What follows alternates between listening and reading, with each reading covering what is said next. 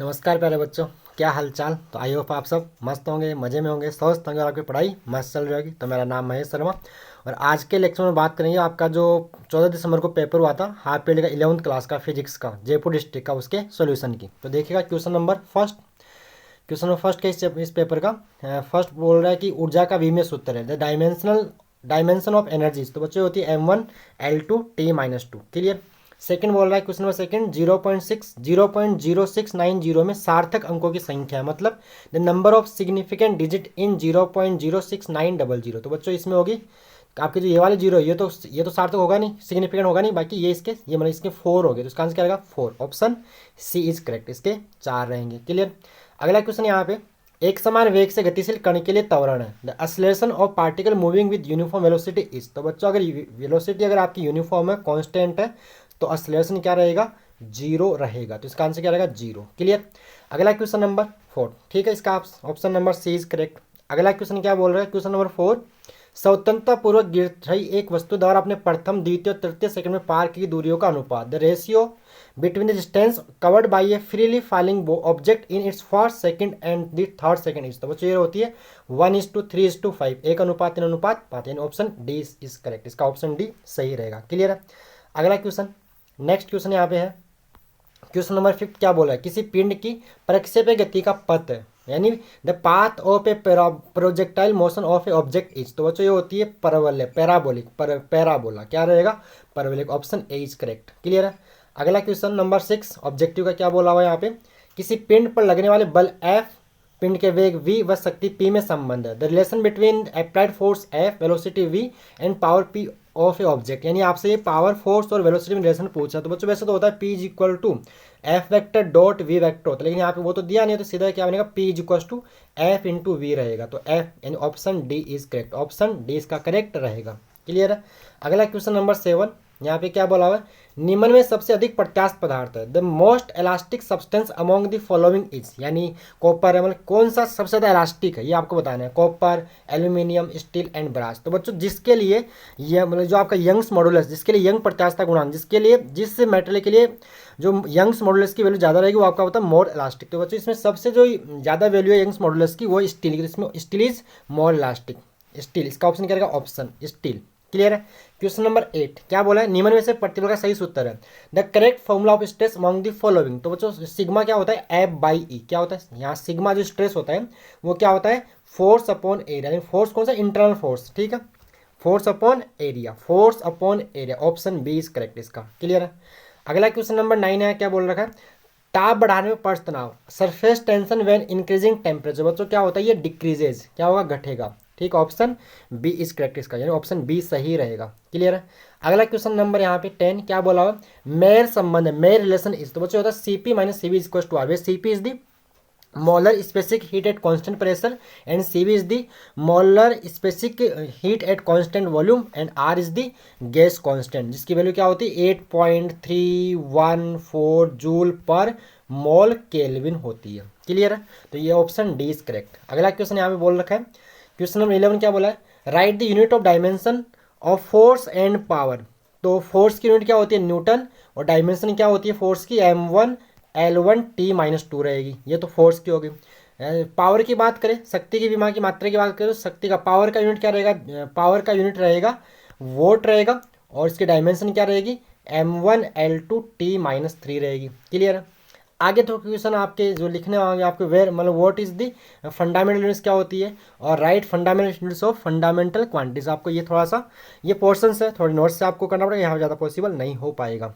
ठीक है। आगे इम्पल्स को डिफाइन करना है, और उसके बाद क्वेश्चन नंबर 13 क्या है, what is impulse, impulse define करना है। ठीक है। जो शॉर्ट मतलब एक मतलब लार्ज अमाउंट ऑफ फोर्स मतलब स्मॉल टाइम के लिए एक्ट करे, तो होता है मतलब आई इम्पल्स क्या होता है आपका force into delta T time रहेगा।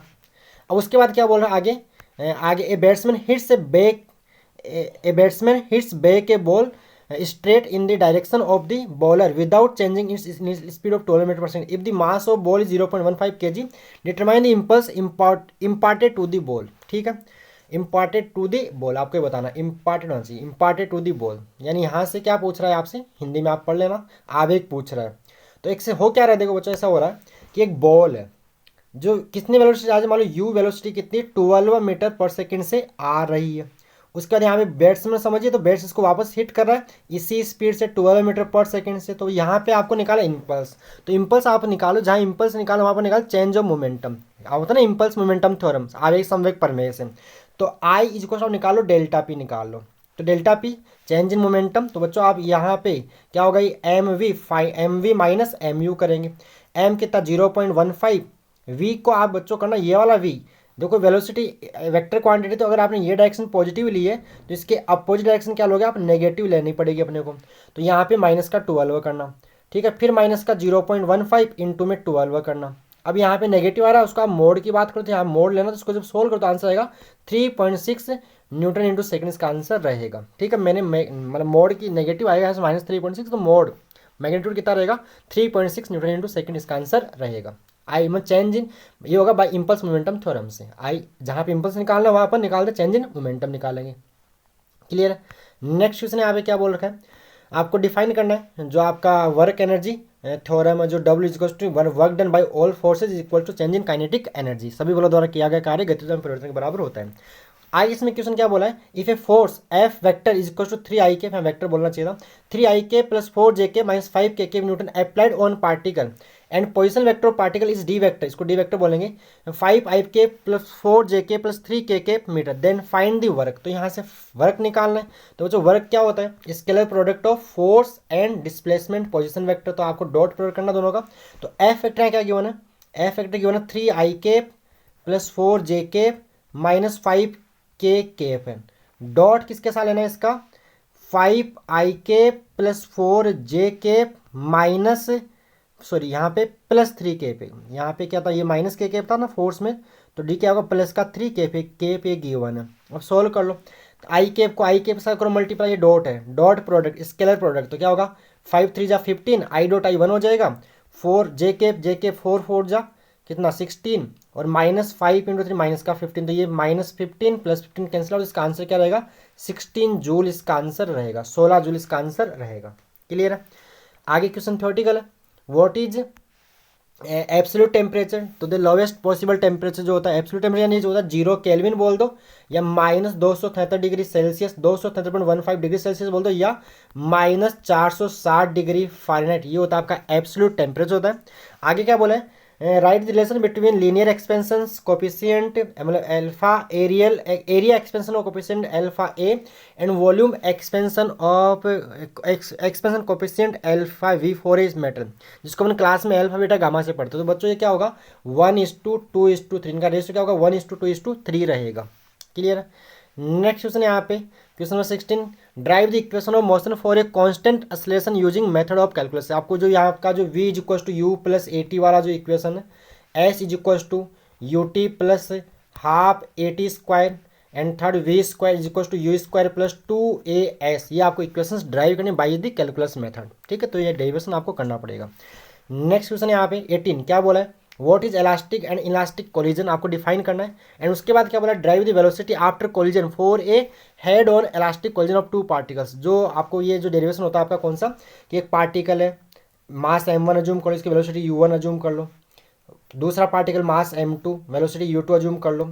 आफ्टर कोलिजन क्या होगा कि इसकी वेलोसिटी क्या होगी, पहले की वेलोसिटी v1 अज्यूम हो जाएगी और दूसरे क्या हो जाएगी v2 हो जाएगी। तो आपको v1 और v2 की फॉर्मूले डिफाइन बताने हैं। तो v1 क्या होता है, ऐसा जो v1 का जो फॉर्मूला है बड़ा सारा m1 माइनस m2, क्या था v1 का formula m1 minus m2 upon m1 plus m2 into में u1 प्लस में क्या होगा 2m2 अपॉन u2 अपॉन में m1 प्लस m2। ऐसे ही v2 क्या आएगा m2 minus m1 upon m2 plus m1 into में u2 plus 2m1 into u1 upon m1 plus m2 वाला डेरिवेशन आपको यहाँ पे करना पड़ेगा। जो हेड ऑन इलास्टिक कोलिजन जो वेलोसिटी आती है आफ्टर कोलिजन वो बताना आपको, टक्कर के बाद जो वेग वो आपको बताने हैं।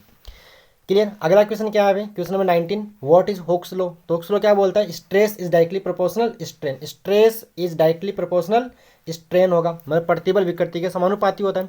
और आपको उसके बाद एक्सप्लेन स्ट्रेस स्ट्रेन करो, जो आपको ग्राफ बनता है ना ऐसा सिग्मा, और यहाँ पे स्मॉल इको में बता रहा हूँ स्ट्रेन, तो जो ऐसा ग्राफ बनता था वो ऐसा वाला ग्राफ जो आता था ऐसा वाला, इस ग्राफ को आपको डिफाइन करना होगा। ठीक है, क्लियर। आगे क्वेश्चन नंबर 21 क्या बोल रहा है, प्रक्षेपी गति क्या है, मतलब what is projectile motion, derive the formula of flight time, मतलब जो आपका टाइम ऑफ फ्लाइट था जो T is equal to 2u sine theta by G वाला डेरिवेशन करना है। And maximum height H is equal to, जो क्या होता है मैक्सिमम हाइट क्या होती है, H is equal to U square sine square theta by 2g वाला, ठीक है। एंड मैक्सिमम रेंज, तो रेंज क्या होती है, रेंज होती है वैसे U square sine 2 theta by G, और यहाँ पे अगर आप थीटा की वैल्यू 45 डिग्री पुट करोगे फॉर मैक्सिमम रेंज, थीटा कितना होता है, एंगल ऑफ प्रोजेक्शन कितना होता है 45 डिग्री, तो जो मैक्सिमम रेंज आएगी बच्चों वो आएगी R max is equal to U square by G, आपको यहाँ प्रूव करना है, डेरिवेशन है, क्लियर है।